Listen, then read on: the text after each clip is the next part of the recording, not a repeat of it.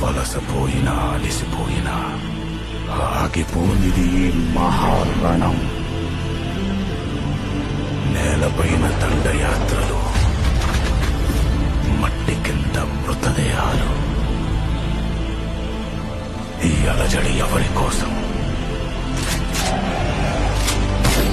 ఇంత బీభత్సం ఎవరి కోసం? రణభూమిని చీల్చుకొని పుట్టే కొత్త రాజు కోసం.